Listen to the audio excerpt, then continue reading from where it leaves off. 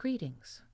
I am Anne, a 26-year-old woman who recently entered the realms of matrimony. My spouse, John, aged 30, is occupied as an office worker. The tale I am about to unfold transpired when John autonomously made the decision to have his younger sister, Molly, take up residence in our pristine abode.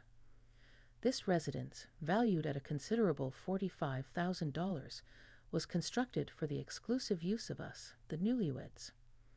From the inception of our engagement, John and I engaged in discussions regarding the arrangement of our dwelling and the selection of furnishings. Our intention was to relocate immediately after our nuptials. However, upon the arrival of John's possessions, I was astounded by their sheer volume. Inquiring if they would fit within our living space, I queried, "John, wouldn't these items be a bit excessive for our dwelling?" In response, John nonchalantly remarked, "Didn't I mention Molly is joining us?"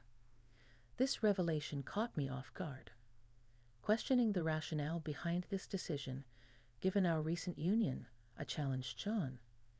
His response was dismissive. "What's the fuss?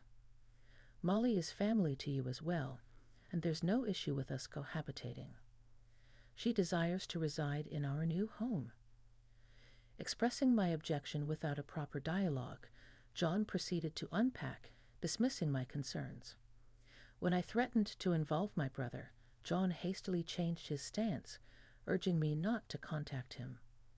He assured me that Molly's stay was temporary until she secured a job and a permanent residence. Reluctantly, I acquiesced. Attempting to compromise, I suggested Molly utilize the guest room. John, displaying skepticism, reluctantly agreed. Following a strenuous day of unpacking, we marked our progress with a toast to our new abode. Late in the evening, the doorbell interrupted our celebration. John, eager to welcome the visitor, disregarded the late hour.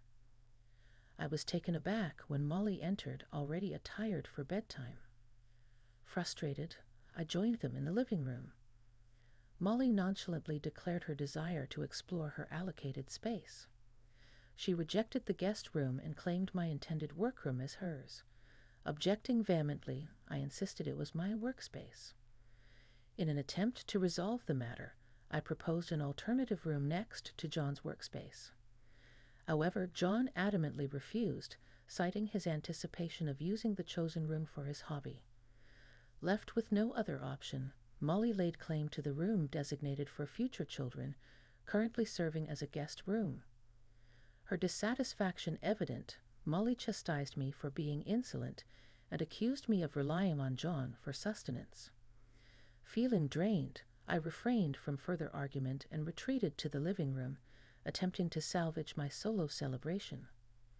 Unbeknownst to me, a heated dispute ensued between Molly and John, with the latter accusing me of perpetually opposing him and engaging in haughty drinking habits. He seized the wine bottle, downing its contents in a single gulp, then bellowed, "If you refuse to heed my words, leave. I am the head of this household. Do not underestimate me." With that declaration, he departed, Molly in tow, despite the late hour. Faced with this situation, I resolved to call my brother and disclose the predicament with Molly. To my surprise, he answered promptly, his tone revealing his agitation. Apologizing for the untimely disturbance, I inquired about his well-being.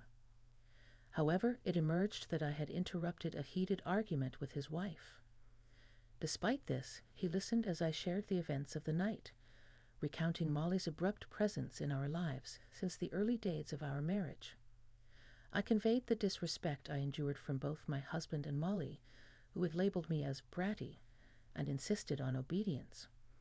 Although my brother expressed concern for my treatment, I dismissed it with a laugh, asserting that I could handle it. He concurred with a light-hearted acknowledgement, but urged me to reach out if the situation escalated. Our conversation shifted to the troubles my brother faced in his own marriage. I was dumbfounded to learn of his wife's infidelity, which he discovered through an inadvertent message sent to him instead of her lover. Suspecting her unfaithfulness for a while, he confiscated her phone and sent her back to her parents. Planning to discuss the matter with her family the next day, we concluded our call, acknowledging the challenging situations both of us found ourselves in. While unpacking the remaining boxes, I anxiously awaited the return of my husband and Molly, who arrived late at night, exuberantly intoxicated. As they cheerfully approached me, they proposed an idea, transforming our bedroom into Molly's quarters, with each of us retreating to our respective workrooms for sleep. I interjected, insisting on clarity and raising the question of Molly's financial contribution to household expenses and the duration of her stay. My husband seemed agitated, retorting, "You expect money from unemployed Molly? I'll cover her expenses from my salary." Molly chimed in, asserting she would stay until she was content, citing her dissatisfaction with her mother's cooking and constant nagging. I responded sternly, suggesting they split household expenses, with me working to cover my share, and Molly taking care of her own chores. Despite their apparent approval, I penned a note to ensure clear communication. Concerned about my brother, I decided to visit his workplace. As the president of a construction company, he inherited the position after our father's demise the previous year. Upon my arrival, he appeared surprised, prompting me to share my request. I detailed the events of the tumultuous night and implored him to hire me at his company. Understanding the circumstances, he agreed, mentioning an opportune vacancy due to our secretary's departure. In the ensuing conversation, I learned more about his challenging situation. The revelation about my sister-in-law left me utterly stunned. My heart nearly ceased to beat. Despite being pregnant, the evidence on my brother's confiscated phone unequivocally proved that the child was not his. The messages, photos, and videos showcased her affair, with the lover attempting to shirk responsibility upon learning of the pregnancy. When I broached the topic of divorce, my brother acknowledged the difficulty, especially for the children. However, he recognized it as the only viable option. Suggesting legal intervention for a proper discussion, I returned home, haunted by the texts and images of my sister-in-law's betrayal. She, the family-oriented person I cherished, had deceived my brother. Overwhelmed by a sense of loss, tears welled up in my eyes. Amidst this turmoil, Molly persistently knocked on my door, craving sustenance, but the shock had drained me, and I lacked the strength to engage in an argument. My husband's call went unanswered, for I anticipated the contentious conversation he sought. Instead, a text from my brother arrived, requesting my company for a meeting with a lawyer the next day.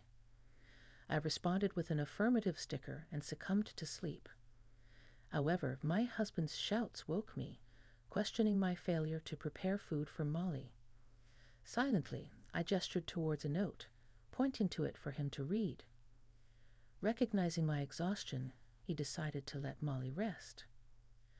The following morning, without disturbing my husband, I joined my brother. His sleepless night had left his eyes bloodshot. After tending to the children and driving them to kindergarten, they divulged the strife between their parents. In their innocence, they perceived their mother as the antagonist, seemingly relieved by her absence. At the law office, the lawyer reviewed the substantial evidence, including images and messages on my sister-in-law's smartphone. My brother, desiring a divorce while retaining parental rights, detailed his narrative.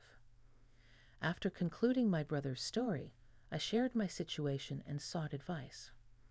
Dropped off at home by my brother, the living room greeted me in disarray. Remnants of an attempted breakfast scattered about. Molly confronted me about neglecting household chores, asserting it was unacceptable for a wife to abandon such duties. Unyielding, I retorted that I was not her maid or servant, and she should have learned to clean up after herself since childhood. Ignoring her protestations, I stood my ground as she repeated, "But you're the wife." I retreated to my room only to find my belongings replaced by Molly's possessions. Returning to the living room, I confronted Molly about the intrusion, questioning her about entering my room and relocating my things. In response, she casually claimed to have adored my room's neat and cute aesthetic, declaring that she had moved my belongings into the guest room. Hurrying to the guest room, I discovered my computer and belongings haphazardly thrown about. A surge of anger overwhelmed me. Revenge became a compelling desire. I decided to wait for John to return, showcasing the chaotic state of our home and confronting him with the question of whether he still wished to live there with Molly. Prepared for any outcome, I anticipated his arrival. John, apparently notified by Molly, returned earlier than expected. His thunderous footsteps approached the guest room where I awaited him. As he opened the door, Molly stood beside him, a thin smile on her face. However, instead of support, John blamed me for going against Molly, criticizing me for neglecting household chores and breakfast duties. In that moment, any trace of love I harbored for my husband vanished. He uttered not a single word in my defense, ignoring Molly's wrongful actions. Frustrated, I informed him of my intention to invite my brother over, someone he had never met. Uncharacteristically bold in Molly's presence, John threatened to kick me out if I involved my brother. Undeterred, I challenged him, stating I would call my family, including my brother and his wife, to witness the situation. Provoked by Molly's assertion that the house belonged to her and John, I decided to call my family over immediately. Both John and Molly were excited at the prospect of my departure, discussing divorce as if it were a festive event. Growing increasingly irritated, I dialed my brother and informed my family about the situation. My brother, anticipating my call, expressed readiness and arrived within 30 minutes. Molly, initially boasting about kicking out my family, paled upon seeing my brother. As my family entered, Molly and John, once jubilant, were now visibly shaken. Despite their prior confidence, my brother's martial arts prowess, particularly in judo, became apparent. The tables had turned, and my family's presence shifted the dynamics of the situation. My elder brother, a former national-level judo competitor until a knee injury during college, stands at an imposing 6 feet and over, with an intimidating buzz cut accentuating his appearance. Currently coaching at a local boys' club, my younger brother follows suit, practicing judo and resembling his older sibling. Molly, however, appears to have forgotten encountering them at our wedding, despite the brothers being distinctly memorable figures. Amused, my elder brother chuckled, "Ha, we're getting kicked out by who?" "Isn't it you guys who are leaving?" Molly, attempting to assert herself, retorted that her brother was divorcing his useless wife, instructing us to leave. In response, my younger brother emphasized that it was my house, built with my share of our father's inheritance and under my name. Observing the chaos, my mother entered, remarking on the mess and instructing them to get to the point. The brothers, in response, informed us that there was another person arriving and advised us to let that person in. Gesturing for John and Molly to sit, they disclosed the 2 matters to be discussed. The first issue was our eviction, and Molly, perplexed, questioned if it was true that this was my house. John, feeling uneasy, explained that he thought it was his house as the head of the household, oblivious to the source of the funds. The brothers clarified that being the head of the household and the owner of the house were distinct, prompting Molly's resistance. Molly insisted on her right to residency, asserting she wouldn't leave, prompting a rebuttal about residency rights not applying to a property not paid for. John resisted, citing his marriage to me, but at that moment the doorbell rang. The anticipated guests had arrived, and when I opened the door, my sister-in-law, my older brother's wife, stood there crying. After guiding her upstairs to a room with my mother, I returned to the living room. John, surprised by her presence, questioned how she found out where we lived. My elder brother, intervening, pointed out that she was my brother's wife, leading to a revelation that my husband seemed unaware of. Upon realizing the situation, my husband attempted to escape but appeared unable to move. It turned out that my wife, my sister-in-law, was pregnant with his child. My brother threw down evidence of the affair on the table, declaring divorce as the only recourse. Molly, seemingly frightened, expressed her intent to pack her things and return to her parents' house. However, my younger brother promptly intervened, signaling that Molly wouldn't escape scrutiny. With a truck loaded and boxes ready, my brother instructed everyone to start packing their belongings. Molly, questioning if she had to leave immediately, succumbed when met with my brother's stern gaze.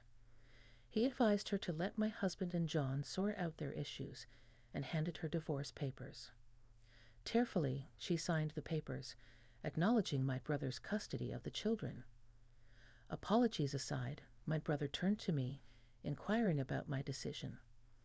Opting for a swift divorce to remove my husband and Molly from my home, I handed my husband the divorce papers, and he reluctantly signed. Additionally, I presented pledge documents outlining their responsibility for the damages and barring them from entering my house again.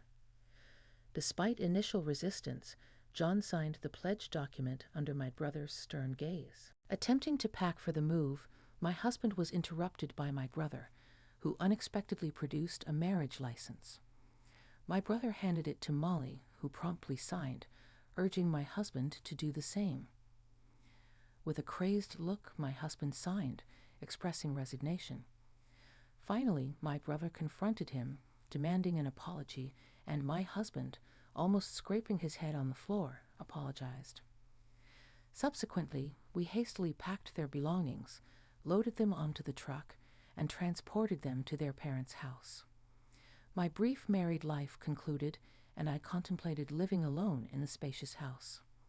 However, my mother proposed selling her house and moving in with my younger brother, while my older brother planned to do the same with his 3 children. They intended to buy my house using the proceeds from selling their homes, suggesting I consider building a new one when I marry again, though I insisted on an apartment. Despite the painful memories in the house, we introduced a dog, fulfilling the children's long-standing wish.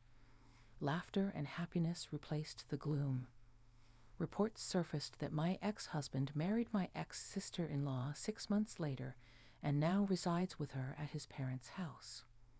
Struggling to pay for the damages, he works tirelessly.